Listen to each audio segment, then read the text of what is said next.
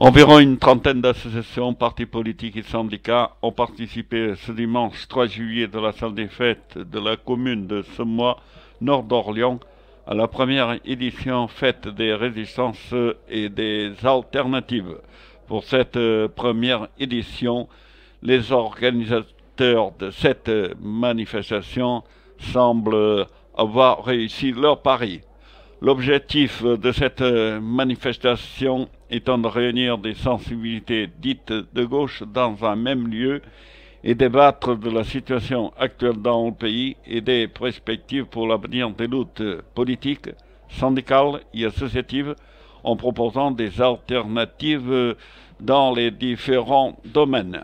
Environnement, écologie, politique, le conflit entre Israël et la Palestine, le syndicalisme, la lutte des classes, la loi travail, comment préserver la planète, l'eau et les multinationales qui gèrent cette ressource appartenant à tous, la paix dans le monde.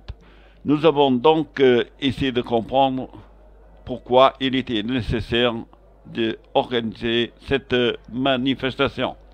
Et c'est d'abord Valérie du syndicat solidaire, la porte-parole de cette manifestation, qui nous répond. Alors l'idée, elle est au départ de l'Union syndicale solidaire du Loiret et on avait envie de travailler en convergence très largement, de trouver un cadre commun d'action et de réunir ceux aujourd'hui qui sont dans le champ de la lutte sociale et ceux qui sont dans le champ aujourd'hui de l'alternative en acte. Et il faut savoir qu'il y a quand même un historique sur Orléans de ces espaces de convergence. Il y a eu pendant de nombreuses années les contrefaites joanniques et il y a eu des forums sociaux. Et puis plus près de nous, il y a eu Alternatiba en septembre dernier. Et c'est vrai que ce besoin s'est fait sentir assez largement. On s'est retrouvé aussi dans le cadre du collectif contre l'état d'urgence. On a commencé à peu près à une dizaine de structures. Et puis, comme visiblement ça répondait à un très large besoin, on a fini là aujourd'hui à plus d'une trentaine d'organisations, syndicats, partis et associations. Il faut dire que le contexte social et politique du moment vous poussez sans doute à organiser cette manifestation. Tout à fait, je crois qu'on peut dire qu'il y a un contexte social, de répression sociale, de régression sociale qui a fait qu'aujourd'hui les gens sentent le besoin de se dire il faut qu'on soit ensemble parce qu'à un moment donné il faut aussi qu'on soit plus fort et qu'on trouve au-delà de nos actions respectives des champs d'intervention qui nous soient communs. Cette manifestation regroupe en fait des associations, des structures syndicales, des partis et nous sur le projet de convergence on pense pas mal de choses à dire. Pour donner un exemple précis, par exemple on a en 2017 l'agglomération d'Orléans va se transformer en communauté urbaine et pour nous ça pose de vrais problèmes parce que la communauté urbaine peut amener les multinationales de l'eau présentes sur les 22 communes et parce qu'il y a un deuxième problème, c'est que il n'y a rien de prévu pour que les citoyens soient associés à la gestion de l'eau dans un cadre de communauté urbaine. Troisième problème, il y a aussi le fait que les dossiers sont de plus en plus opaques et qu'on donne de plus en plus en fait le poids aux techniciens qui eux ont la maîtrise des dossiers. Alors, Au Secours est une organisation nationale déclinée au niveau local. Qu'est-ce qu'elle propose en général? En général, les régies publiques. La transparence de l'eau, transparence de l'eau, façon de parler, parce que, mais non, c'est il y a de l'argent, énormément d'argent en fait. Les multinationales sont présentes dans 70% en fait des communes en France, et ça veut dire que donc elles font des bénéfices sur, c'est pas un produit l'eau. C'est quelque chose dont on ne peut pas se passer. Et le paradoxe, c'est que quand une multinationale est là, il n'y a pas de concurrence. Ils prétendent défendre la concurrence. Sauf que quand ils ont un contrat de 15 ans, ou 12 ans, ou 10 ans, pendant 10 ans, il n'y a pas de concurrence. Nous, en fait, on ne comprend pas que... Enfin, on ne comprend pas. C'est le système capitaliste, il faut dire les choses clairement. Il y a des actionnaires qui font du bénéfice sur quelque chose sur lequel on ne devrait jamais faire de bénéfice. Il n'y a pas de valeur marchande à donner à l'eau. On ne peut pas se passer d'eau. Quand il n'y a pas d'eau, il n'y a pas de vie. Autrement dit, l'eau, c'est un bien de l'humanité et Oui. donc qu'il faut préserver à tout prix. Oui, à tout prix, oui. Mais à tout prix, ça veut dire que de toute façon, il va falloir qu'on se pose le problème un jour. Comment on arrive à rendre l'accès à l'eau à tout le monde? Par exemple, le paradoxe, c'est que dans la région désertique, comme le Qatar, les gens, ils ont accès à l'eau. C'est bien un problème de fric là, qui se pose. Et par contre, il y a des régions, il y a d'autres régions où les gens, par exemple sur le Sahel, où les gens, ils crèvent. C'est bien, c'est ce truc-là. Comment arriver à faire que tout le monde puisse avoir accès à l'eau? Alors l'eau, au niveau mondial, c'est quelque chose qui commence à se raréfier, qui peut entraîner des guerres entre Oui. des pays et Oui. des continents.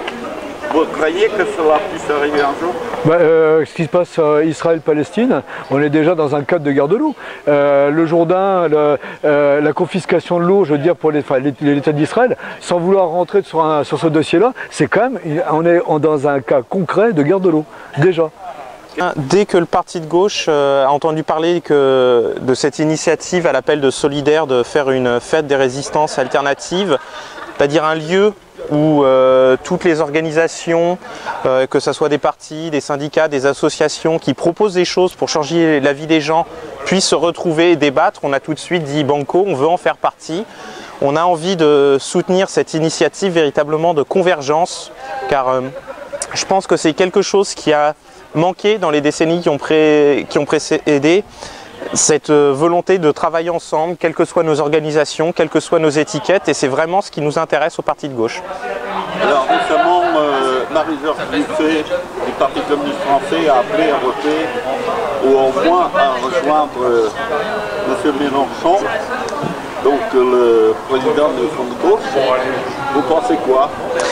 Bien, nous au parti de gauche, on a regretté au début les atermoiements du PCF, du moins je dirais le retard un peu pour ce qui est de choisir véritablement une candidature, et nous sommes contents de la position de Marie-Georges Buffet. S'il y a d'autres positions au PCF, on est tout à fait prêt à les entendre. Ce qui est regrettable pour moi, c'est peut-être le fait d'attendre. À peu près toutes les autres formations politiques ont choisi ce qu'elles vont faire pour ces présidentielles, et on devrait être le seul à attendre 2 mois avant les élections pour bricoler au hasard une fin de campagne. Donc Marie-Georges Buffet est quelqu'un qui... C'est une des personnes qui m'a fait m'engager pour le Front de gauche. Bien que je ne sois pas du même parti, c'est véritablement la femme de conviction qu'elle est, qui a toujours montré une position droite et claire, et quand elle a des désaccords, n'a pas hésité à les exprimer. Et savoir qu'elle nous soutient, vraiment me fait très chaud au cœur, et au parti de gauche, nous sommes très contents qu'elle ait décidé d'appeler à soutenir la candidature de Jean-Luc Mélenchon. Alors cette affaire d'élire le futur candidat de gauche, soutenu par diverses organisations politiques de gauche ou des syndicats, ça vous paraît possible? Du moins c'est ce que nous espérons. Il est sûr que l'émiettement est une des grandes raisons qui a causé notre échec. On voit très bien qu'à droite, malgré le fait qu'il soit capable de s'entretuer à chaque élection, au final, l'UMP aura un seul candidat. Au PS, comme d'habitude, on va voir que là, ils sont en train de manœuvrer des histoires de primaires, et au final, ils se rallieront derrière François Hollande. Et ils feront tous campagne pour lui, même ceux qui ne sont pas forcément d'accord avec lui. Nous serions encore la seule force à être capable de nous présenter de façon émiettée? Je ne pense pas. C'est pour ça que je soutiens la candidature de Jean-Luc Mélenchon. Sabine, vous représentez en quelque sorte Palestine 45. Pourquoi vous êtes dans cette manifestation? Alors en fait c'est le collectif BDS, Boycott des investissements sanctions, et sur Orléans les plus actifs sont Palestine 45, Orléans Loire et Palestine, et donc le collectif et le MAN, un mouvement pour une alternative non violente. Donc on est dans cette manifestation parce qu'on résiste à l'occupation israélienne en Palestine. On demande l'application du droit international et la reconnaissance des droits des Palestiniens. Alors, depuis des dizaines d'années, le peuple palestinien est confronté à l'occupation par Israël de son territoire. Est-ce que vous voyez une issue à ce conflit? Il y aura forcément une issue à ce conflit. On espère qu'elle sera dans le respect du droit international. On appelle à boycotter les produits israéliens comme l'apartheid, comme la lutte contre l'apartheid a mis fin à l'apartheid en Afrique du Sud. C'est exactement le même processus, un petit peu différent avec des colonisations. Voilà, Israël tire parti des territoires occupés, crée des bantoustans en grignotant petit à petit le territoire des Palestiniens qui ont été reconnus par l'ONU. Et donc on demande l'application d'un boycott, de désinvestissement, le retrait des sociétés comme Veolia, comme Orange, qui petit à petit se retirent d'Israël de façon à faire pression sur le gouvernement pour qu'il négocie, parce que depuis des années, il ne fait que semblant de négocier. Cependant, on ne voit pas très bien les pays d'Europe et du monde intervenir en faveur des Palestiniens pour qu'il y ait une résolution du conflit. Alors on a un gouvernement très particulier en France, et la France a une position particulière en Europe, puisque tous les États du Nord, l'Espagne, l'Italie, le boycott est beaucoup plus prenant, beaucoup plus efficace, beaucoup plus connu. Je rajoute aussi que le boycott est également de plus en plus connu en Israël, et que des citoyens israéliens, juifs israéliens, pratiquent le boycott et demandent le boycott pour pouvoir mettre fin à la situation qui les oppresse aussi. Delphine, vous êtes la représentante du syndicat solidaire. Pourquoi vous participez à cette manifestation et est-ce vous qui êtes à l'origine de celle-ci?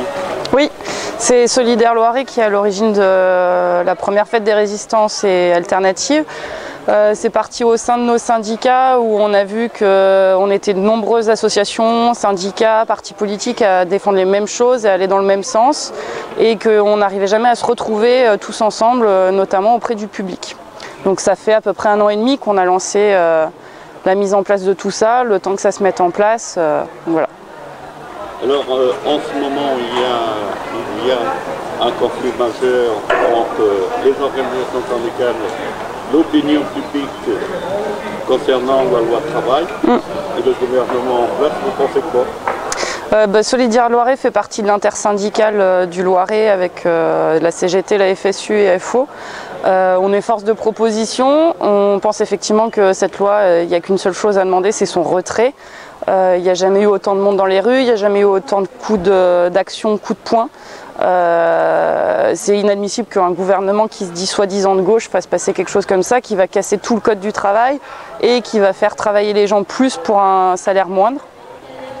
La seule solution pour arriver au retrait total, c'est que tout le monde se mette dans la lutte, parce qu'effectivement 70% de la population soutient, mais il y en a encore qui ont du mal à se mettre en grève, qui ont du mal à se mobiliser, et c'est le plus important, c'est qu'on continue à y aller tous ensemble et à pas lâcher. C'est pas parce que la loi sera votée qu'on ne pourra pas la faire enlever. Le CPE à l'époque, il avait été voté, on a réussi à le faire supprimer.